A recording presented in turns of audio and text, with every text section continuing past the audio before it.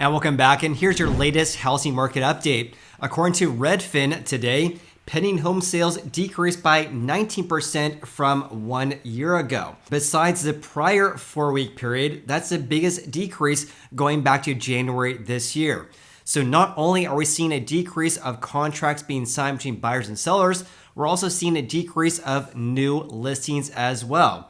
So for example, over the past 1 month, new listings fell 22% compared to the same time period 1 year ago. Additionally, here's what Redfin had to say regarding the housing market in the US right now. It says demand outpaces limited supply. So in other words, home buying demand is greater than the supply of houses for sale, according to Redfin here, making some markets feel hot despite fewer home sales. I would say in general, we also have a lack of housing demand compared to the past couple of years.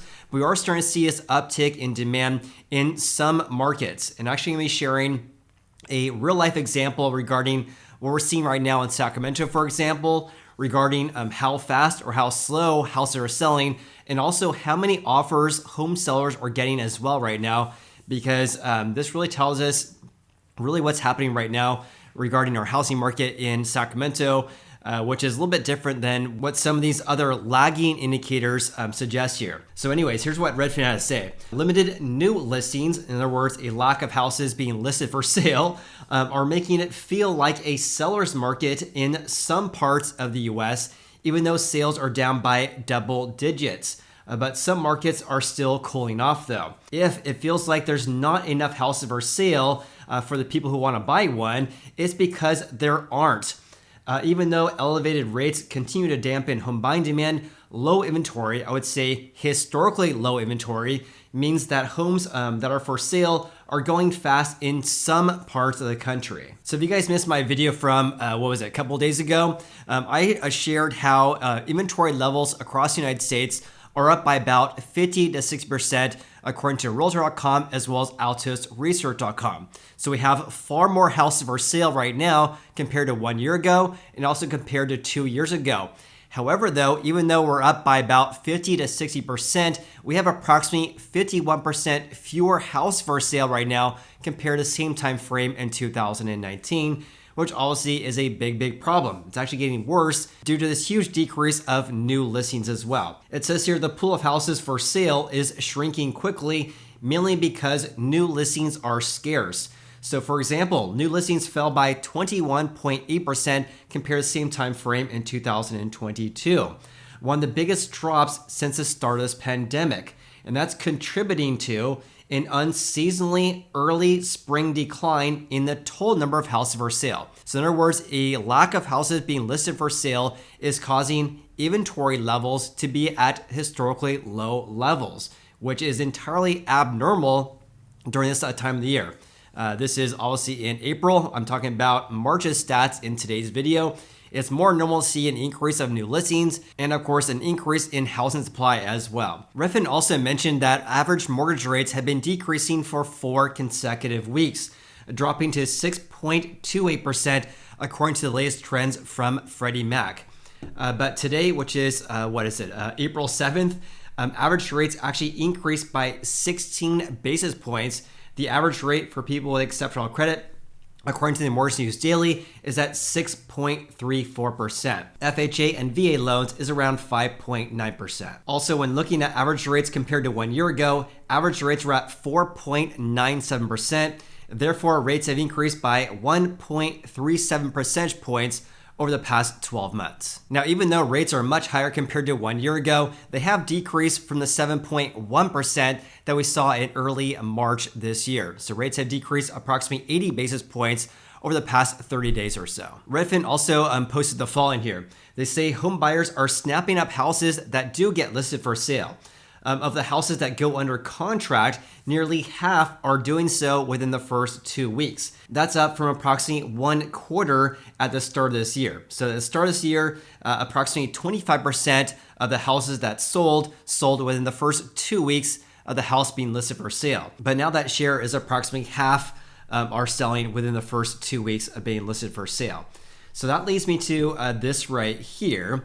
I really briefly want to kind of share kind of some boots on the ground, what's happening right now in Sacramento, because I would imagine the stats that I'm going to be sharing very quickly here regarding what we're seeing here in Sacramento is probably not uncommon amongst other markets as well.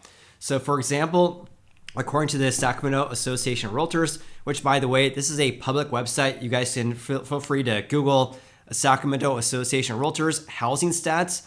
It takes you to a website. You can see housing stats going back for quite some time. Anyways, the most recent trends we have for Sacramento is this right here for February.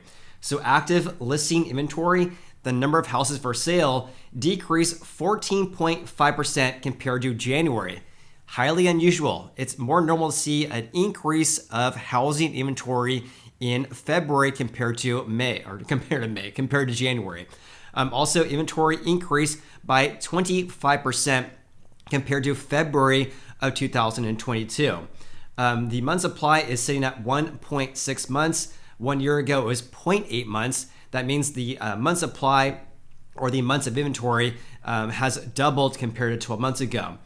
Meanwhile, the median sold price in Sacramento County, I believe it's Sacramento County. Yeah, this is Sacramento County plus the city of West Sacramento.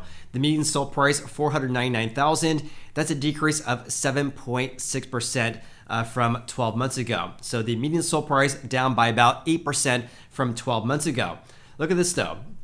Again, inventory levels are up by 25% from 1 year ago, but down 14% from last month.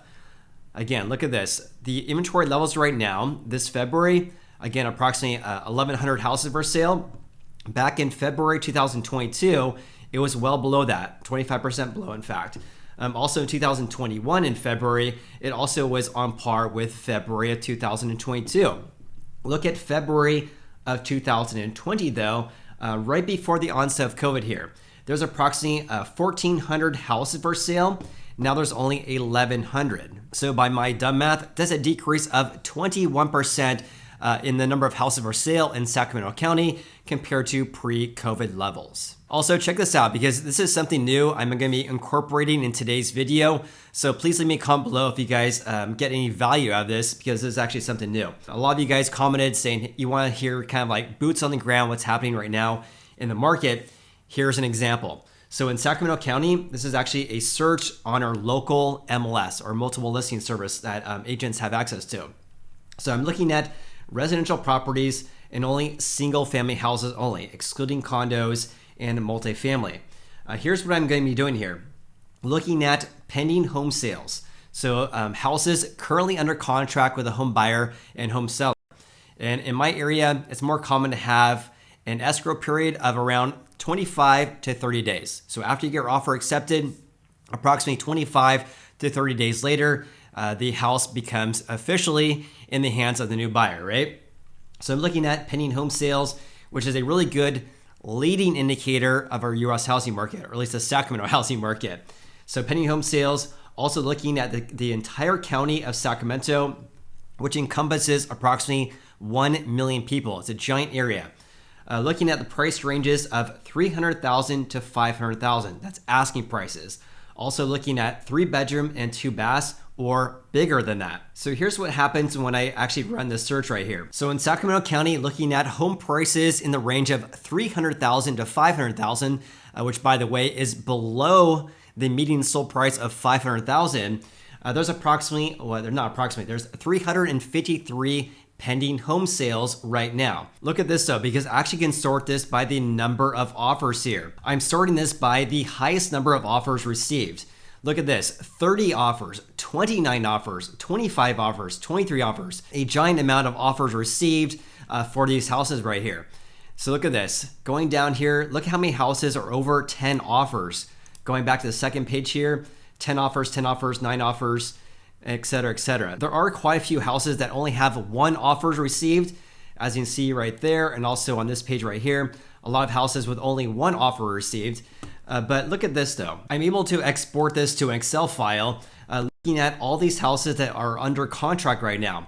So the average for houses in the range of $300,000 to $500,000, at least a 3-bedroom, 2-bath in Sacramento County, only looking at contracts being signed right now or pending home sales, the average number of offers received is 5. I mean, how wild is that? We have rates right now around 6.2%. And also that's obviously more than double compared to the rates we had in 2020 and 2021. But despite this, in the range of 300,000 to 500,000, obviously a bigger buyer pool, on average, home sellers have received 5 offers on average. Additionally, in the price range of 600,000 to 800,000 in Sacramento County, out of all the pending home sales right now, on average, home sellers received 2 offers. Of course, it makes more sense to see more offers received in the lower range of the market because the buyer pool is much greater than in the range of 600 to 800,000. But this is pretty interesting, actually something I just noticed today because every market's different, right? Also, we see some pretty big differences depending on the price range as well. All right, let's get back to Redfin's report. And by the way, my voice is deeper than normal because I have a cold. I catch a cold, it seems like every couple of weeks because our kids get sick. Anyways, my apologies for the nasally voice here. But let's get back to Redfin's report. But please leave me a comment below if you guys want to see more stats that I see in Sacramento, for example, to kind of explain what's really happening right now with our market here. Leave me a comment below if you guys appreciated that. Or if you didn't, let me know as well. So let's get back to Redfin's report. It says home prices are falling in many metros, whereas they're rising in others. So for example, home prices actually decreased compared to 1 year ago in 28 of the 50 most populous US metros. The biggest decrease was actually in Austin, Texas. Prices decreasing by nearly 15% on a year-over-year basis. Next came Sacramento, down by 11.7%. Oakland, California, down by 10.4%. San Jose, California, down by 10.2%. And Seattle, down by 9.6%. Which, by the way, that's the biggest year-over-year decrease since at least 2015 for Seattle, Washington. However, though, on the opposite end of the spectrum, home prices increased compared to 1 year ago, the most in Milwaukee, Wisconsin, a gain of 11.4% year over year. I mean, what a big difference here. A gain of 11.4% in Milwaukee, whereas Austin, Texas, decreasing by 14.7%. Also, we saw big increases in Fort Lauderdale, Florida, a gain of 8.9%. West Palm Beach, Florida, a gain of 8.2%. Miami, a gain of 7.9%. And Columbus, Ohio, increased by 6.3%. On a national level, though, the median home sold price fell 2.1% year over year to roughly $362,000, marking the 7th straight week of declines after more than a decade of year-over-year increases. I'm guessing there could be some confusion regarding current price trends right now in the US. So have a look at this. Here's a price chart showing home prices or home sold prices in 2023 here in orange. Here's 2022. In blue is 2021. At the bottom here is 2020. So even though home prices are down compared to the same time frame 1 year ago, down by 2.1%, prices have been increasing since February this year. So they are increasing over the past couple of months here, but not the same rate we saw back in 2022. Because obviously in the spring months of 2022, I mean, the market was just absolutely insane. And that's why prices absolutely skyrocketed. Whereas this year, they are still increasing, but not at the same rate we saw last year. It's not just home sold prices that are increasing as well, but asking prices have been on the rise as well. So asking prices in the US increased by 0.9% year over year and have been increasing every single month more or less this year. Also, have a look at this. This is actually something really interesting because this actually shows us how the increase of asking prices is really impacting buyer demand, buyers in general right now. Because look at this, the average monthly housing payment increased by 14.9% from 1 year ago. Look at this though, the average monthly housing payment has been more or less flat over the past 3 weeks or so. This is pretty astonishing given the fact that rates have been decreasing for about 4 weeks in a row. But despite this decrease in rates, average monthly housing payments have been remained flat due to the fact that asking prices have been increasing. So in other words, even though rates have been decreasing, which is obviously making housing more affordable, this rise in prices is actually making it actually flatlined over the past couple of weeks. Also, here's a chart showing pending home sales over the past several years here. So again, contracts being signed decreased by 18.9% from 2022. They have been rising, but not at the same rates over the past several years here. So right now, there's approximately 83,000 contracts signed right now, but this is well below the levels we had in 2022, as well as 2021, when at that time, there was actually over 100,000 pending home sales. So in other words, demand is increasing, but not nearly at the same rates over the past couple of years. And again, not only are we seeing a decrease of contracts being signed, we're also seeing a decrease of new listings as well, down 22%. Right now, there's approximately 79,000 new listings. But going back to the past several years here, it's more normal to have approximately 100,000 new listings and not 78,000. Here's also a look at the month supply right now, because the month supply is at 2.8 months according to Redfin here. This is an increase of 0.9 months from 1 year ago. Back in 2022, the month supply was just under 2 months. Now it's at 2.8 months.